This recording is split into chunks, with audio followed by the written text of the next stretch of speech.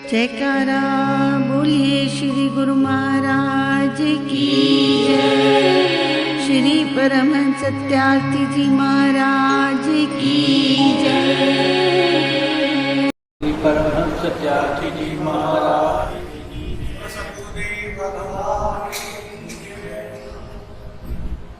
सतगुरुदेव के प्यारे बच्चों, हमारे शास्त्र 5 तत्वों के बारे में बताते हैं। 5 और बताते हैं कि व्यक्ति के दुश्मन है काम, क्रोध, लोभ, मोह और अहम अहंकार। शत्रु क्यों है? देखा जाए तो दुश्मन क्यों है? इसलिए कि जिस व्यक्ति में ऐसी चीजें आ जाती हैं, कामनाएं, इच्छाएं बढ़ जाती हैं, आवश्यकताएं बढ़ जाती हैं, जिसमें क्रोध आ जाता है, लोभ आ जाता है, ये सभी वास्तव में हमें ईश्वर से दूर करते हैं। ये जो दुश्मन है, ये हमें भक्ति से, सतगुरुदेव भगवान से, उस ईश्वर से, आराधना से, साधना से दूर करते हैं, क्योंकि मनुष्य उसमें उलझ जाता है। आज मैं आपको बताऊंगा कि लोभ क्या है, लालच क्या है।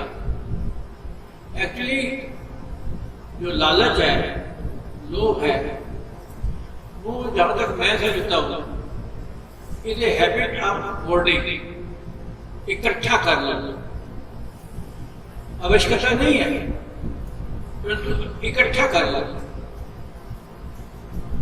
खाने में अगर 3 रोटी की भूख है, स्वादिष्ट खाना बना हुआ है, 5 खा लो।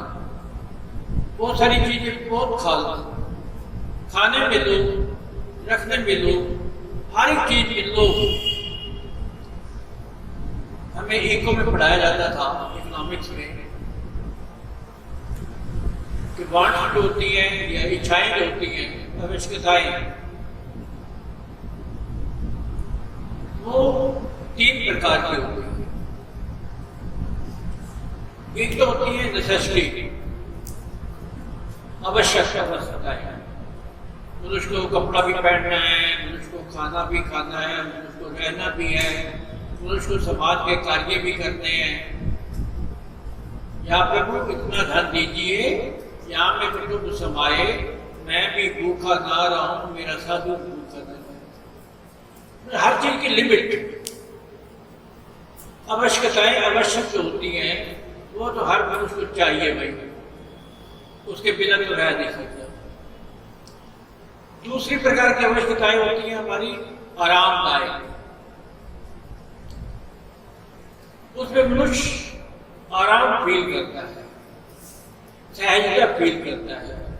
पर ये जो होती हैं, ये मैन टू मैन डिफर करती हैं, अलग करती हैं, man to man and status to status, अलग अलग।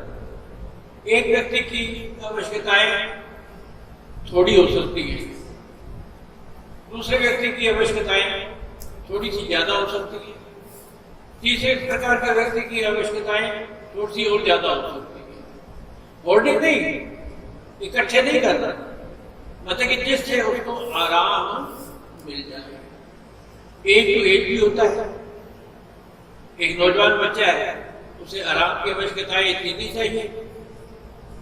एक वृद्ध आदमी है, उसको आराम की आवश्यकताएं ज्यादा चाहिए। तीसरे प्रकार की जो आवश्यकताएं होती हैं, वो लग्जरी होती है, विलासता। मकान एक छोटा सा भी काम आ जाता है और एक बड़ा फार्म हाउस भी काम आ जाता है। घर में एक गाड़ी हो वो भी काम आ सकती है। हर मनुष्य की, हर मेंबर की अलग अलग गाड़ी हो तो गाड़ी भी बढ़िया गाड़ी होनी चाहिए, अकॉर्डिंग टू स्टेटस बढ़िया होना चाहिए। इस प्रकार की जो व्यवस्था है वो हमने इकट्ठी की। कोई सीधी सीधी बात है, देखो एक हवा का पंखा है, हम पूर्वजों के हाथ में देखते थे, टूट गया, 2-3 रुपए का नुकसान हो गया। एक एयर फैन है, एक पंखा लगा हुआ है इलेक्ट्रिक का, बिजली का, वो खराब हो गया, 100 रुपए का नुकसान हो गया। कूलर है, 200 का नुकसान हो गया। एसी है, हजारों का नुकसान हो गया। तो आवश्यकताओं को हमने इतना बढ़ाया और बढ़ाने के बाद हमने उसको इकट्ठा किया, बहुत सारे इकट्ठे किया, जो हमारी विलासताएं और बढ़ती चली गई। हमारा लोभ जो है, लालच इतना बढ़ता चला गया कि बाद में हमें ही नुकसान हुआ। इतना हमने उसको इकट्ठा कर लिया। भाई पहनने के लिए 2-4-6 जोड़े इकट्ठे कर लो, और अलमारियां इतनी भरी पड़ी है, पहनने के कपड़े, खाने का सामान इतना वेस्ट हो रहा है घर में। ये लालच है। मनुष्य जिस समय विलासिताओं की आवश्यकताओं को ज्यादा बढ़ा लेता है वो ही उसके लिए मुश्किल पड़ जाता है, उसको मेंटेन करने के लिए मुश्किल पड़ जाती है। इसलिए लालच में पड़ा हुआ मनुष्य होर्डिंग करता है, ये भी चीज इकट्ठी कर लो, ये भी चीज इकट्ठी कर लो, ये भी चीज इकट्ठी कर लो। अरे भाई इतना करके क्या करते हैं? मुझे एक हंसी आती है। एक महात्मा थे, आंखों देखी बात, उनका अंतिम समय आया।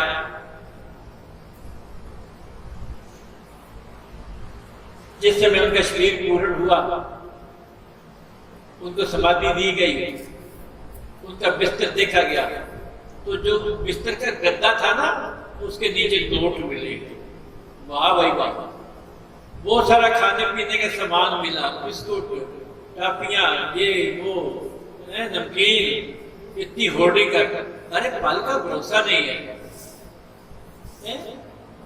महापुरुष तो कहते थे कि एक रोटी अगर तवे पर पड़ी है ना, वो खा ली तो तब दूसरी बनाई, भरोसे नहीं, तो इसका क्या करेंगे? इसलिए मनुष्य उस पे इतना अभिलाषा हो जाता है, विलासताएं इतनी बढ़ा लेता है, जो उसी के लिए मुश्किल पड़ जाती है। एक छोटी सी बात बताता हूँ आपको। एक व्यापारी था, उसने अपनी छोटी सी नौका बनाई हुई, छोटा सा जहाज छोटे छोटे बनते हैं, लोग लेकर के समुद्र में जाते हैं दूर तक। मैंने वहां देखा कनाडा जाकर के कि वहां छोटे छोटे जहाज झीलों में दूर तक ले जाते थे, फिर वापस आ जाते थे, पर वो व्यापार के लिए इस्तेमाल करता था। कईयों ने उसे कहा, भाई तुम नौका पर रहते हो, तैरना भी सीख लो। हंसने लग पड़ा। कह रहे तैरने के लिए क्या करना होगा मुझे? कहते हमारे गांव में एक तैराक है, अच्छा, वो तुम्हें 3 दिन में सिखा देगा। कह रहे 3 दिन?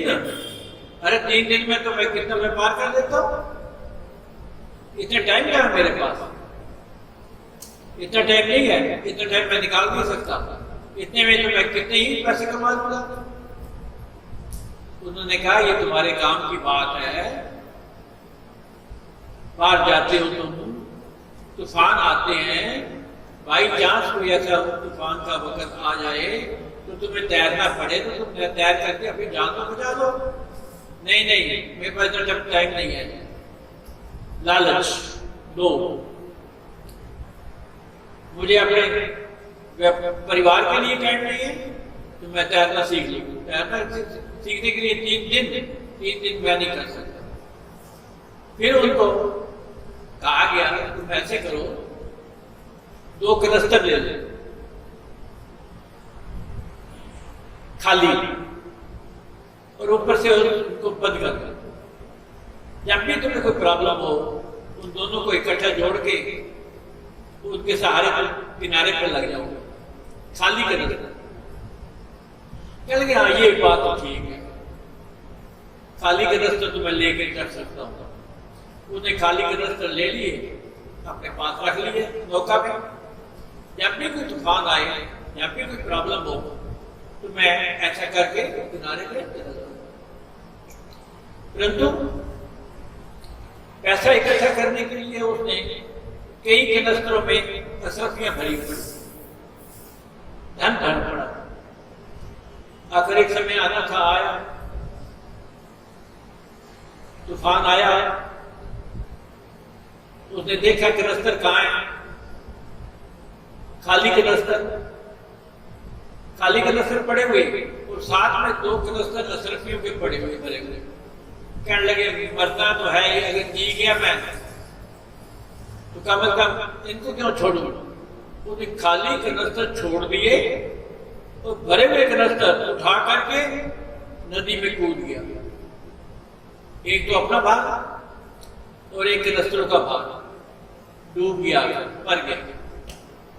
लोग तो मनुष्य वास्तव में जो होल्डिंग पावर होती है, मैं समझता हूँ इस चीज को, स्टेटस टू स्टेटस डिफर हो सकती है, अलग हो सकती है, परंतु मनुष्य की आवश्यकताएं जितनी नेसेसिटी है, जरूरत है, उतनी रखें। जितनी आरामदायक है थोड़ी बहुत वो भी रख लें, पर विलासता की जो लग्जरी की वांट्स होती हैं, आवश्यकताएं होती हैं, प्लीज उनको रखना न बंद कर दो। हाँ, एक बात और आई है, आपने लालच करना है तो लालच का दूसरा पक्ष भी बताता हूं। ये तो दुनिया का पक्ष बताया ना, लालच का दूसरा पक्ष भी बताता हूं। लालच करना है ना तो गुरु महाराज जी के दर्शनों का लालच करना। महीने में एक दफा जाते हो, 15 दिन में एक दफा जाओ, हफ्ते में एक दफा जाओ, रोज सुबह और शाम आरती करो, 2 टाइम आरती करो, सिमरन करो, जितना हो सके सिमरन करो। 15 मिनट बैठो, आधा घंटा बैठो, आधा घंटा बैठो, 1 घंटा बैठो, सिमरन करो। अरे लालच करना है तो उसमें करो, फिर देखो कितना तुम्हें अंदर से आनंद महसूस होगा, अंदर से आनंद पैदा होगा। लालच करना है तो वहां करो, परंतु मनुष्य नहीं समझ सकता। जितना मर्जी समझा लो, हमारे शास्त्र कितना समझाते हैं, नहीं समझता। ये लालच करता है नाशवान चीजों का। क्यों, किस लिए करता है? इसलिए करता है कि शरीर इसका नाशवान है और शरीर ही इसे उकसाता है कि तुमने ये लालच करो, ये लालच करो, वो लालच करो। और इसलिए दोनों नाशवान, चीजें भी नाशवान संसार की और शरीर भी नाशवान।